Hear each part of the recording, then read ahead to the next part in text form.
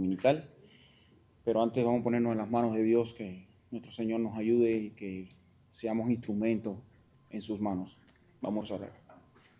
Señor, te damos gracias, Padre, por tu inmensa misericordia que has tenido para con nosotros.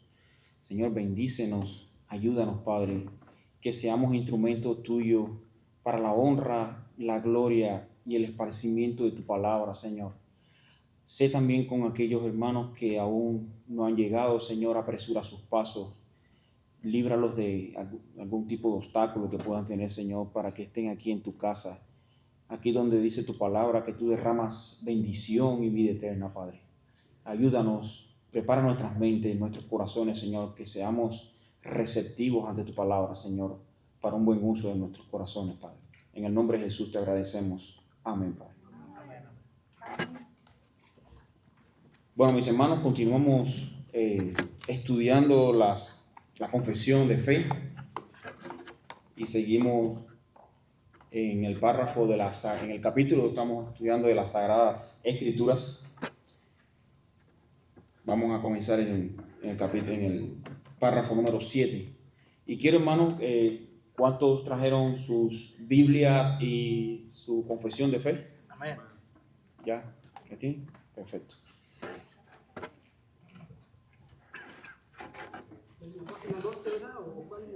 Estamos en el párrafo, vamos a comenzar el párrafo número 7. Ya en la semana pasada vimos el párrafo número 5, que habla sobre el testimonio de la iglesia, que nos puede mover e inducirnos a tener una alta y reverente estima a las Sagradas Escrituras. Y estuvimos viendo el párrafo número 6, que todo el consejo de Dios concerniente a todas las cosas que son necesarias para su propia gloria, la salvación del hombre, la fe y la vida, que está expresamente escrita y necesariamente contenidos en las Escrituras.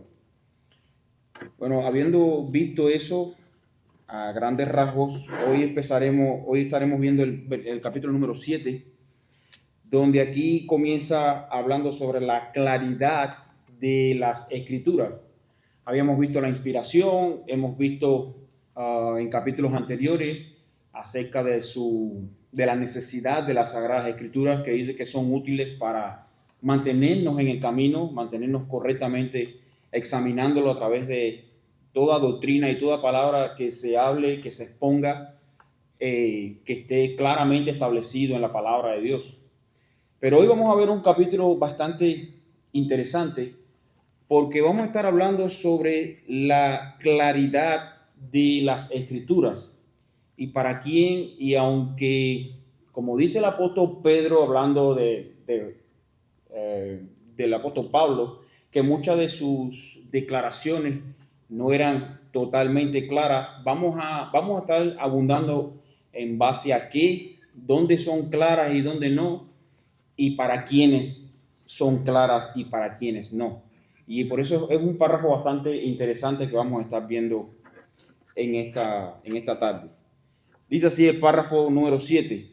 No todas las cosas en las Escrituras son igualmente claras en sí mismas, ni son igualmente claras para todos. Y aquí voy a seguir leyendo para no perder la idea. Yo sé que los párrafos que lo vamos a tener, lo estaremos viendo aquí, están divididos de punto a punto, de donde comienza una oración al punto final en nuestras confesiones de fe, pero tengo que seguir para llevarnos la idea de lo que viene siendo. Si lo paramos aquí, nos quedamos como que un poco en el aire. Entonces sigue diciendo la segunda parte. Sin embargo, aquellas cosas que es necesario saber, creer y obedecer para la salvación se proponen y exponen tan claramente en uno u otro lugar de las Escrituras que no solo los eruditos, sino también los que no lo son, pueden adquirir un entendimiento suficiente de tales cosas mediante el debido uso de los medios ordinarios. Bien, ¿qué es lo que está queriendo decir aquí? Muchas veces la palabra de Dios a veces no son claras para todos, porque no todo el mundo quizás tenga. Recuerde que la palabra de Dios debe ser leída no como un libro de cuentos, no es como un libro literal, no es una enseñanza literal la que encontramos muchas veces en la Escritura, sino debe ser usado, debemos tener el Espíritu, hermano, que es quien nos ayuda a entender realmente el mensaje de la palabra de Dios. Y entonces, ahora, en estos textos, cuando Pedro habla acerca de que no son suficientemente claras, vamos a buscar en 2 de Pedro capítulo 3 versículo 16, donde el apóstol Pedro hace más énfasis en quiénes son los que los tuercen. Y esto es importante, hermanos, porque muchas veces nos podemos anclar en este tipo de pensamientos si no leemos el texto completo, diciendo, esto no son claras para todo el mundo, por eso es que cada uno interpreta lo que sea. Pero de hecho es difícil de entendimiento para cuando estamos hablando de algún tipo de doctrina donde no se aclaran muy bien los puntos, sobre todo en el Antiguo Testamento. Pero la palabra de Dios tiene una regla muy importante que lo vamos a estar viendo un párrafo más adelante, y es que la misma Biblia se interpreta con la misma Biblia. Entonces, esos pasajes oscuros, o como le llaman en teología, esos pasajes que no son muy claros, se pueden entender con pasajes que están sumamente claros.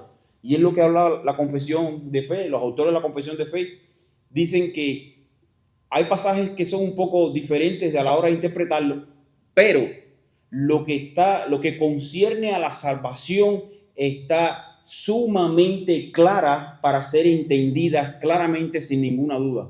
Y es por eso que el apóstol Pablo les hablaba y decía que el hombre no tiene excusa también, porque vemos la claridad de las escrituras, vemos la presencia de Dios, vemos que la necesidad que tiene el ser humano de Dios y está plasmado claramente en las escrituras. Entonces, 2 de Pedro, capítulo 3, versículo 16, ¿algún hermano lo tiene?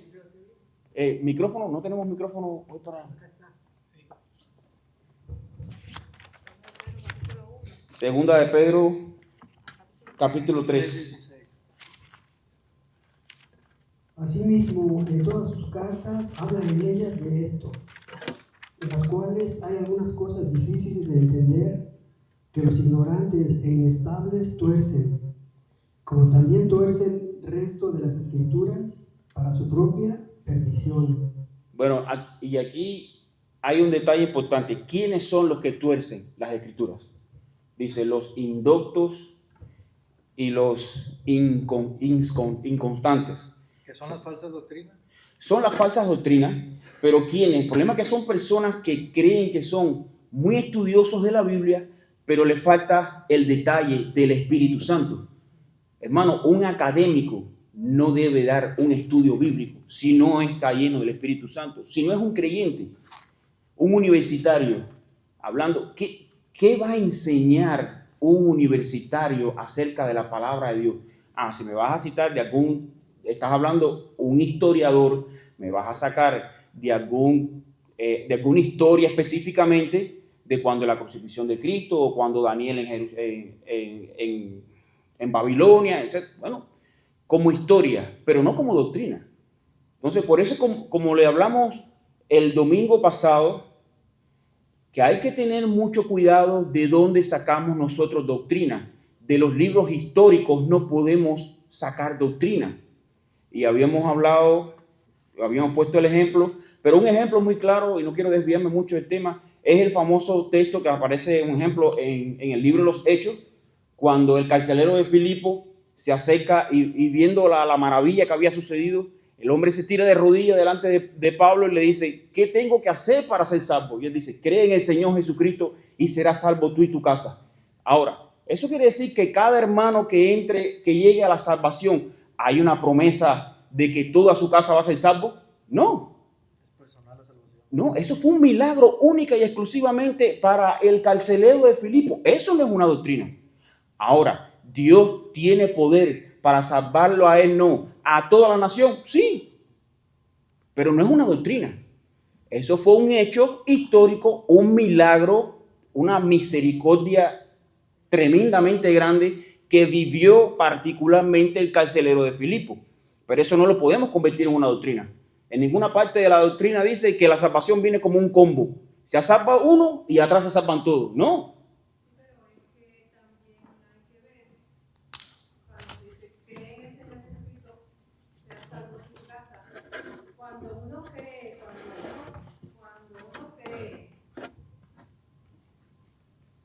cuando uno viene a los pies de Jesús, uno entiende que tiene que hacer discípulo. Sí. Y enseñarle, desde entonces empieza desde tu familia, pidiendo la sabiduría entera para que podamos hablarle a nuestros familiares y decirle, Cristo es el Señor, cree en el Señor Jesucristo y serás salvo. Exactamente. Entonces, ¿cómo explicamos que ese verso exactamente es solamente para el carcelero? Aunque usted sea discípulo de su familia y le diga todos los días que cree en el Señor de Jesucristo y será salvo, eso es una gran verdad. Ahora, la verdad es que si Dios quiere aplicar esa salvación al resto de la familia, no somos nosotros quienes salvamos a nuestra familia. Dios tiene poder para salvar. Exacto. ¿Para qué predicamos entonces? No predicamos. Exacto, pero ¿quién es quien salva? Jesús. Exactamente. Entonces, no hay una promesa dada en la palabra de Dios que diga que porque nosotros predicamos, porque nosotros creemos, vamos a salvar a toda la familia. Ni porque nosotros predicamos, vamos a salvar a toda la familia. Simplemente nosotros lo que hacemos es... Exacto, pero eso no viene de parte de nosotros. Eso viene una obra primeramente del Espíritu Santo trabajando directamente en el corazón de cada persona individual. Hermanos, en el día de juicio nosotros no nos vamos a parar por colectivo, vamos a pararnos individual. Y en Apocalipsis es muy claro que dice que cada uno nos presentaremos delante del trono blanco y se abrirán dos libros, el libro de la vida y el libro de nuestros hechos. Ahí no vamos a estar parados nosotros con nuestra familia o nosotros con nuestra iglesia, vamos a estar parados cada uno individualmente. Y Dios llama al arrepentimiento a cada uno individualmente. Sí, hermana, siéntase libre. Esta es una clase. Bueno. Pero sí, puede hablar. El punto de vista de usted puede ser el mismo de cualquiera. Y podemos traerlo aquí. De hecho, es para esto. Esto no es un sermón. Esto es, si usted tiene esa duda y quizás alguien más por pena no quiere hablar, usted puede ponerlo. Sí, ok. No, hermana, por favor, expóngalo. Quizás es beneficioso para que todo el mundo vea su punto de vista y también nos identifiquemos con eso. Sí, por favor. Bueno, si eso lo hablamos entonces después de clase entonces. Pero es bueno, hermana, es bueno que traiga, no se quede con la duda ni aguante su palabra. Si eso lo podemos citar en la palabra de Dios. O sea, para eso estamos. Usted dice que no vayamos a la historia, porque la historia solamente era para esa persona que le dijeron, cree en el Señor Jesucristo y serás salvo. Entonces, tenemos que ir a la historia, yo pienso, para saber el por qué se expresa así en la Biblia exactamente ese versículo. No nos toca a nosotros salvar, no nos toca a nosotros decirle, mira, mi hijo es salvo. No, mi hijo si no se convierte, no va a ser salvo. Exactamente, y eso es lo que estamos hablando. Y no porque nosotros seamos discípulos cristianos o que veamos las cosas de un punto de vista, ellos van a creer como nosotros. O sea, mi hijo no va a creer como yo. No tiene su forma de pensar, su forma de ser. Pero nosotros tenemos que hacer nuestra parte. ¿Para qué? Si nosotros queremos ser salvos, nosotros queremos que nuestra familia también sea salva. Exactamente. Eso está bien. ¿Dónde se pone que en ese versículo exactamente se diga a esa persona? Exclusivamente, él tiene la satisfacción de que él va a creer y los demás de su familia también, mira, yo creo que cada uno de nosotros que tenemos familia también podemos pensar el hecho de que si yo creo en el Señor Jesucristo, si yo creo en Él, porque mi familia también lo va a creer. Bien, Sí, permiso, hermano. sí. Hermana Ruth, yo lo que pienso, o sea, lo que puedo ver es que usted tiene la confusión, porque eso mucho se ha dicho por mucho tiempo, que ese versículo que citó el hermano, creerás tú y creerá tu casa, cree en el Señor Jesucristo y creerás tú tu casa. Ahora, pero lo que hay que Exactamente. ver es, Pero no es una promesa, no es una promesa Exacto. general. Me quitaste la palabra, exacto, lo que él dice. No lo es. No es lo, una promesa. no es una No. promesa, porque nosotros podemos ver en el contexto de toda la Biblia que eso no se cumple, número uno, porque hay gente, familiares de nosotros, inclusive del núcleo familiar, en que parten incrédulos, o sea, se van de este mundo sin creer en el Señor Jesucristo. Y eso pasa. Y aún hablando. Entonces tenemos que ver que la salvación es del Señor y que el Señor es el que salva. ¿Ve? Pero sí es un mandato de nosotros predicar. Oh, por a nuestra supuesto. familia. Por supuesto, tenemos que predicarles con todo el corazón y orar. Y orar por ellos, para que ellos, el Señor los salve. Pero no es una promesa. Ahora, eso no quiere decir que nosotros no la prediquemos a cada uno de nuestros familiares. No, para nada. Al contrario, sí, todos los días hay que predicarle a nuestra familia y buscar el momento, como el apóstol Pablo le dijo a Timoteo, usted predica a tiempo y fuera de tiempo. ¿Por qué? Porque es el Señor quien usa esa palabra para traer a las personas al arrepentimiento. Así lo estableció Dios. Dios tiene poder, Dios tiene su elección, pero a Dios le plugo, a Dios le place convertir a las personas usando el poder de su palabra. Él puede hacer las grandes maravillas, hizo la creación, hizo los cielos, hizo la tierra, Él lo puede hacer todo. Ahora, Él estableció un orden y es que la salvación venga a través del oír y el oír por la palabra de Dios. Y es la palabra de Dios que tiene un poder intrínseco operado a través del Espíritu Santo para que esa palabra sea de ayuda, que sea de semilla florescente en nuestros corazones. Pero es Dios quien lo hace. De hecho, la parábola del sembrador, todas las semillas que tiraron al campo, ¿dieron buen fruto? No, dice que unas cayeron en el camino donde los pájaros se las comieron, otra cayó en tierra seca que floreció, pero sus raíces eran cortas y los afanes de este mundo lo quitaron, pero hubo una que cayó en buena tierra.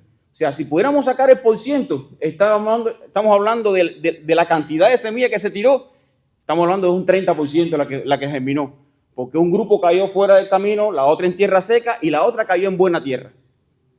Estas palabras no aparecen en la Biblia, o sea, el porcentaje, esto lo pongo yo para traerle un ejemplo aquí a la clase, pero del 100% de la cantidad de semillas solamente fue 30, 35, 40%, no sabemos. Pero mayormente lo que vemos es que no toda la semilla regada dio fruto. Y así es en la palabra de Dios. Y déjeme decirle algo, a pesar de que eso no es una promesa para todos, no es sentir en nuestro corazón el deseo de que nuestra familia se convierta y predicarle y pensar en eso que pasó, que puede estar en la de nosotros y orar al Señor. No está mal quererlo, no está mal orar por eso. No. Lo que bueno, uno debe estar consciente de que no va a suceder, no era para todos, ¿ves? Pero sentir en su corazón el deseo de que su familia sea salvo no es malo, Claro. Es bien, y orar por eso, claro que sí. ¿Dónde está la fe que podemos tener en Cristo Jesús de que mi hijo va a ser salvo, de que mi hijo se va a convertir? Es lo que estoy diciendo. O sea, Que no está mal creer y tener fe y orar, pero estamos conscientes de que no es una promesa. Sí, hermana, podemos creer exactamente. Y tenemos la fe en el Señor, que Él es el que puede salvar. Ahora, como dice la palabra, esto no es del que quiere ni del que corre, sino de Dios que tiene misericordia. No había nacido, dice, ni Jacob ni Esaú. Dijo, a Jacob amé, mas a Esaú aborrecí. No habían hecho ni bien ni mal, y aún así el propósito de Dios se llevó a cabo. O sea, el tema es ese, que esto es parte de, para nosotros ver la mano de Dios en nuestra familia, tenemos que, por eso es tan importante, hermano, que nosotros, cada uno de nosotros nos conozcamos quiénes somos. Y nosotros estamos bajo una crónica enfermedad que es el pecado. Y el pecado hace que nos ponga a todos en el mismo lugar. Ahora, si Dios quiere salvar a uno y a otro dejar en su condenación, simplemente no lo está llevando a la condenación, sino lo está dejando en su camino condenatorio. Y esa es la diferencia. Todos estábamos ahí. Ahora, que Dios quiso sacar a un grupo y a los demás, dejarlo en su justa condenación, no hay injusticia en Dios. Simplemente es misericordia. ¿Por qué? Por lo que Él quiso salvar. Por eso, como dijimos en la clase el viernes, yo no he visto un pecador que diga, Señor, perdóname, y Dios diga, no, no te voy a perdonar porque tú... No, al contrario. Cuando dice, si confesares tus pecados, Él es fiel y justo para perdonar tus pecados y librarnos y limpiarnos de toda maldad. Si confesamos nuestros pecados. Si no los confesamos. Ahora, es así, hermano. Nosotros, la palabra de Dios es predicada en todas partes. Ahora, el Espíritu Santo es quien hace que germine en el corazón de cada persona. Ahora, no van a tener excusa porque la palabra fue predicada, la propia naturaleza da testimonio de un Dios creador. El hombre no tiene excusa para pararse delante de Dios y le diga, no, Señor, yo nunca supe que tú eras Dios. No, aquí todo el mundo sabe que Dios existe. Sea para burlarse de Él o para no. Pero sí lo saben. Y aún esas leyes están escritas en nuestros corazones. ¿Quién sabe que matar no es pecado? Todo el mundo lo sabe. ¿Quién sabe que robar no es pecado? Todo el mundo lo sabe. ¿Y eso de dónde viene? De la ley escrita en el corazón, en cada uno de nuestros corazones cuando Dios nos creó. O sea, no tenemos excusa delante de Dios para no venir a Él. Simplemente lo que hace que no vengamos a Él es nuestro pecado. Por eso es que Cristo tiene que ser la piedra angular, porque tuvo que venir uno que es como Dios, pero semejante a nosotros. Él es el único mediador que es 100% Dios y 100% hombre, para que en Él se aplicara toda la justicia y fuera el Cordero perfecto, para que pudiéramos venir en arrepentimiento y fe por medio de Él. Nadie puede venir a Dios si no viene por su Hijo.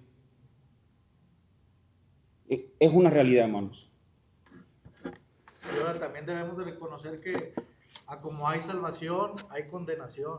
Y ahí no podemos nosotros juzgar o dudar de Dios, porque pues es Dios y Dios nos crió y Dios plazca lo que le plazca. Él sigue siendo Dios cualquier decisión que Él tome. Ahora. Y aún así, como quiera, debemos de orar por los familiares, como el caso de mi familia. En mi familia no había nadie en el Evangelio, nadie creció en el Evangelio. Dios tuvo misericordia de mí, me salvó de las tinieblas, oré bastante por mi familia, Dios escuchó mi oración y tocó a mi mamá para salvarla. Y ha habido tantas veces que le predico a mi hermana, a mi hermano, y es algo sorprendente de que no lo entienden, pero es porque Dios quiere que aún no. O sea, si Dios le va a complacer en salvarlos, amén, y si no, pues es su palabra. Es que de hecho dice que los impíos ven el Evangelio como locura. Dice el apóstol Pablo, hablando, y dice, y en esa misma palabra fue que a Dios le plugo salvar a la gente, dice, a través de la locura del Evangelio. ¿Por qué? Para el ser que no tiene a Dios, dice, estas cosas es locura. Cada uno de nosotros, antes de venir a la palabra de Dios, tildó a Dios de loco, tildó la palabra de Dios de locura. ¿Qué locura es esa de que, yo nada más que creo, me arrepiento y ya voy a creer? Sabemos ahora por la gracia de Dios que eso no fue así. Fue que el Espíritu Santo nos convenció de nuestros pecados y en base a la suciedad que Él nos mostró, claro, hermano, tenemos que venir delante de un Dios que es santo, santo, santo y pedirle perdón. Señor, ayúdame. Pero eso vino después que el Espíritu Santo nos reveló nuestros pecados. Y aún así, aunque somos salvos, no somos perfectos, por eso estamos aquí, Exacto. porque todos los días pecamos. Dice la palabra de Dios Buscamos que la el que misericordia de comenzó Dios. la buena obra la terminará hasta el fin. Pero la obra de salvación empieza cuando tú reconoces tus pecados y no termina hasta el final. No termina hasta que estemos delante de la presencia de Dios. O sea, es un proceso progresivo, es una santificación presente continua. Tú estás santificado y siendo santificado todos los días. Ese es el efecto que hace la palabra de Dios en cada uno de nosotros. Por eso, hermano, es que como decimos, el párrafo, la primera parte dice, no todas las cosas en las escrituras son igualmente claras en sí mismas, ni son igualmente claras para todos. Sin embargo, o sea, hay muchas cosas que podemos leer en la palabra y no entenderlas. Es normal. Dice, ahora, sin embargo, aquellas cosas que es necesario saber, creer y obedecer para salvación se proponen y exponen tan claramente en uno u otro lugar de las Escrituras que no solo los eruditos, sino también los que no lo son pueden adquirir un entendimiento suficiente de tales cosas mediante el debido uso de los medios ordinarios. O sea, todo lo concerniente a la salvación, a tu condición de pecado, al arrepentimiento, están claramente establecidos en la palabra de Dios. Y podemos ver ejemplo Juan 3:16, porque de tal manera amó Dios al mundo que entregó a su Hijo, dice, para que todo aquel que en él crea, y hay una diferencia. Ahí no está hablando para que todo el universo se salve, dice, para que todo aquel que en él crea, todo aquel, ya ahí se cierra el círculo, ahí hay una elección, para que todo aquel que en él crea no se pierda, mas tenga vida eterna. Vamos a poner un ejemplo secular, la clasificación para la Copa del Mundo. ¿Cuántos países hay? Cientos de países, cada uno tiene su equipo de fútbol, pero de todos esos cientos de países clasifican 32.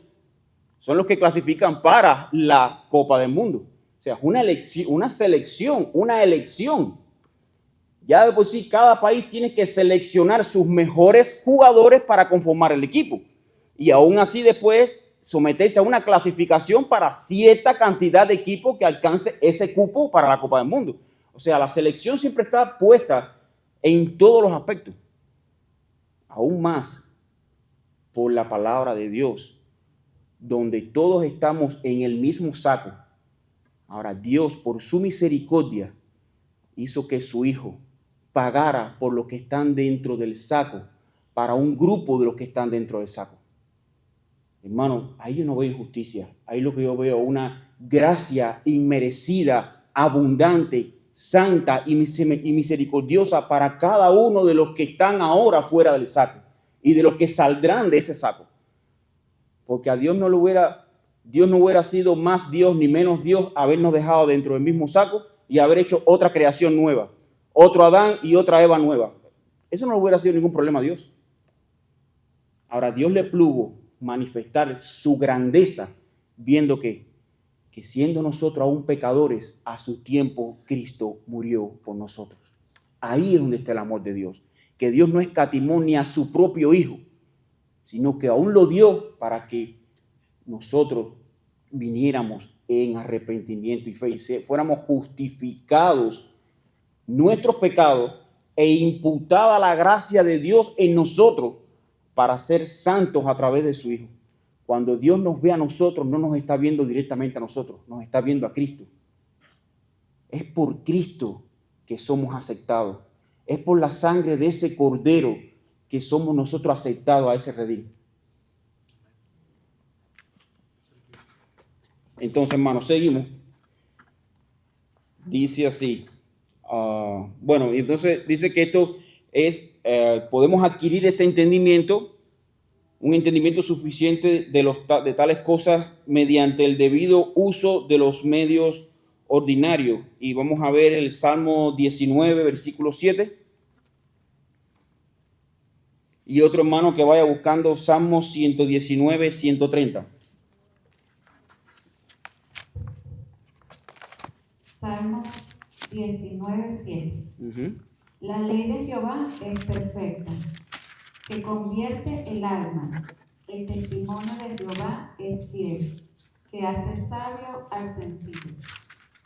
¿Cuál es la principal acción que hace la palabra de Dios? ¿Qué dice el Salmo 19, 7? Convierte el alma. Muchos de nosotros podemos tener más de una Biblia dentro de la casa. Eso no garantiza de que seamos salvos. Lo que garantiza que seamos salvos es que esa palabra leída sea obrada por el Espíritu Santo en nuestros corazones, que convierte esa alma. Salmo 119, 130.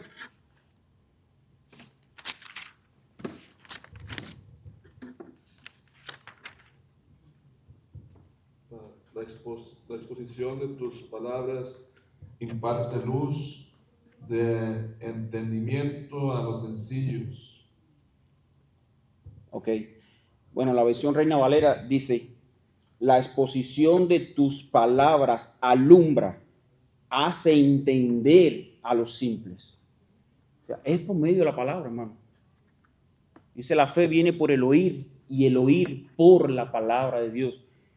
Yo no he visto otro libro que pueda convertir a una persona, traerlo de muerte a vida. Esa capacidad solamente lo tiene la palabra de Dios por el Espíritu Santo. ¿Por qué? Porque testifica del único Salvador suficiente, que es Cristo Jesús. Entonces, estos son los medios que Dios ha establecido. Dice, ¿cuál es el medio en común que hemos visto en estos dos pasajes? ¿Cuál es el medio ordinario que Dios usa en estos dos pasajes para convertir el alma, para darle sagacidad al sencillo? La Escritura.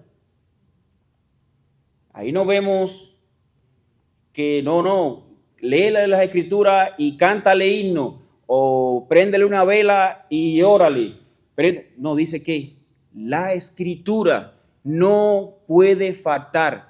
¿La oración es importante? Sí, hermano, debemos orar por nuestros familiares. El anhelo de que nuestros familiares vengan a Cristo, sí, eso es legítimo. Cuando tú cuando tú ves ese diamante, tú dices, yo quiero no solamente que tenerlo yo, que lo tenga mi familia. Sí, claro. Yo oro todos los días en silencio por cada uno de los integrantes de mi familia. Y no solo por lo que Dios me dio como descendencia, por mi mamá, mi papá, mis hermanos, mis primos, tíos, sobrinos. Dios todavía no ha tenido el deseo de salvar a otras personas, otro integrante más de mi familia.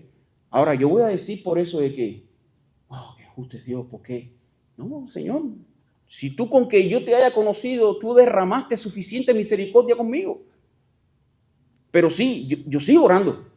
Porque dice la palabra, como yo digo, como el apóstol Pablo, dice, yo expongo la palabra de Dios, dice el evangelio, ¿por qué? Porque es poder de Dios para salvación. Sí, la palabra de Dios tiene poder. Y no solo a mi familia, a cada centímetro de tiempo que yo tenga para poder hablarle a alguien, ahí le hablo. ¿Por qué? Porque esa palabra puede ser la que Dios use para traerlo en arrepentimiento. Ninguno de nosotros debería estar, este es demasiado pecador, yo no le voy a hablar a él porque no se va a saber. No, tú no sabes, a lo mejor esa persona necesita ese día, es la palabra que Dios va a usar para traerlo a él. ¿Sí? Como en Romanos 10, del 9 al 10, dice que si confesares con tu boca que Jesús es el Señor y creyeres en tu corazón que Dios le levantó de los muertos, serás salvo, porque con el corazón se cree para justicia, pero con la boca se confiesa para salvación. Exactamente. Hermano, ¿cuál es el pecado? Porque muchas veces hablamos de robar, mentir, asesinar. Esos son frutos del pecado. Eso es el fruto del árbol. Ahora, si vamos a la raíz, que es el verdadero problema, ¿de dónde salen todos los problemas? de no reconocer que Cristo es el Hijo de Dios.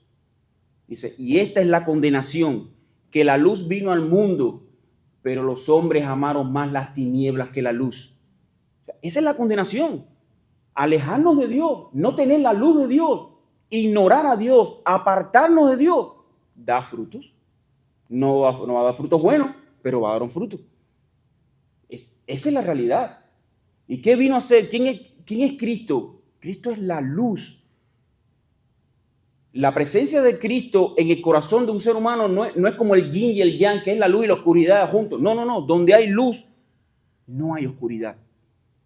¿Por qué se puede medir? De hecho, no se puede medir el grado de oscuridad, sino por la mayor presencia o menor presencia de luz en un lugar.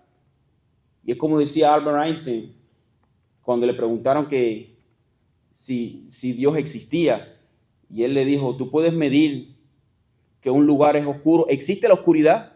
Y le dijo el profesor, claro que sí. Dice, no, la oscuridad no existe. La oscuridad es la presencia mayor o menor de la luz en un lugar. Dice, ¿existe el frío? Dice, sí. Dice, no. El frío es el resultado de la menor presencia de calor. Ausencia de calor produce frío. Y ahora, ¿existe la maldad? Dice el hombre, sí. Dice, no, la maldad no existe. La maldad es el resultado de la lejanía de Dios del corazón de un ser humano. Mientras más nos alejemos de Dios, más presencia de maldad va a haber. Pero cuando Dios esté, no va a haber maldad. Va a haber menos maldad. Hasta un punto que Dios nos limpie total y completamente. Y ese día va a ser tan agradable que no vamos a tener, hermanos, primeramente, vamos a poder ver a Dios cara a cara. ¿Usted sabe lo que hace que nosotros no podamos ver a Dios? Nuestro pecado. Ese día vamos a poder ver a Dios cara a cara. ¿Usted sabe lo que es un día levantarte y no tener que empezar una oración diciéndole, Padre, perdóname? Vamos a poder decirle gloria a Dios en las alturas, como dijeron los ángeles, y bendición en la tierra. Buena cosa para con los hombres es lo que Dios, es la presencia de Dios. Lo que los ángeles estaban diciendo cuando vino Cristo es eso. Bendición, bienaventuranza para los hombres. Ha venido Dios. Dios se dignó en convertirse en hombre y bajar y morir por nosotros, para así traernos no solamente una vida temporal, sino una vida eterna. Y nos ha dejado su palabra para que lo encontremos. No necesitamos verlo, necesitamos creerlo. Y así como dice su palabra. Vamos al párrafo 8. Continuamos. Dice así el párrafo 8. En el Antiguo Testamento en hebreo, que era el idioma nativo del pueblo de Dios en la antigüedad, y el Nuevo Testamento en griego, que en tiempos en que fue escrito era por lo general el idioma más conocido entre las naciones, siendo inspirado inmediatamente por Dios y guardados puros en todas las edades y por su singular cuidado y providencia, son, por lo tanto, auténticos. Y esto es importante. Si hay algo que siempre se pregunta, que habla la gente, es que yo no creo en las escrituras porque las escribieron hombres. Bueno, vamos a hablar aquí en este momento de ese pedazo que es tan cuestionado de la palabra de Dios, y es su autenticidad. En Romanos capítulo 3, versículo 2. Dice la palabra de Dios. Y para que seamos librados de hombres perversos y malos, porque no es de todos la fe. Mira qué clase de texto es. No es de todos la fe.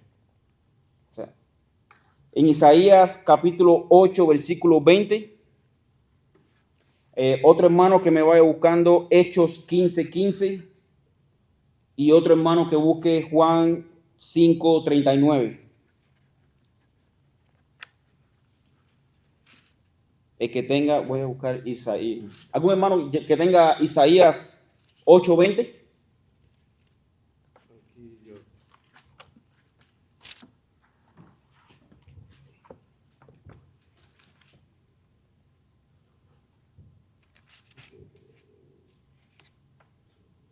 a la ley y al testimonio, si ellos no hablan conforme a esta palabra, es porque no hay para ellos amanecer.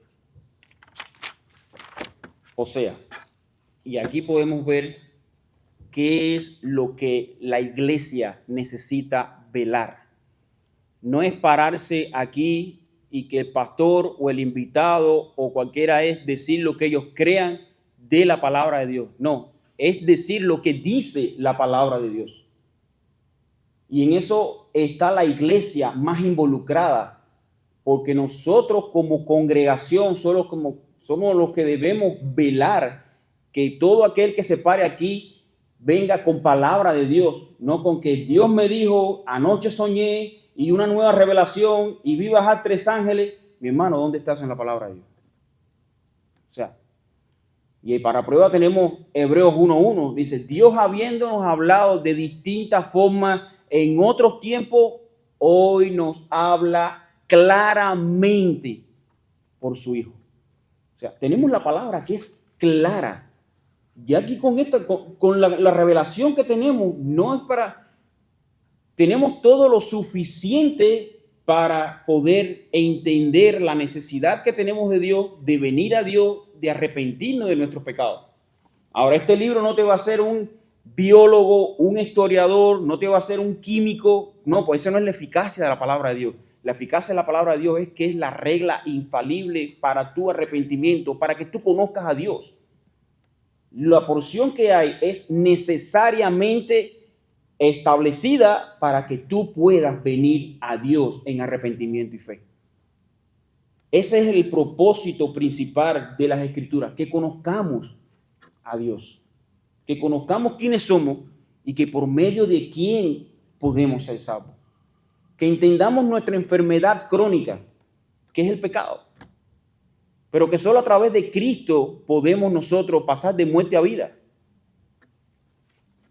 Entonces, aquí viene hablando de la autoridad, o sea, que todo cuestionamiento que podamos traer a colación podamos verlo a través de la palabra de Dios, que es una escritura auténtica. Hechos 15:15.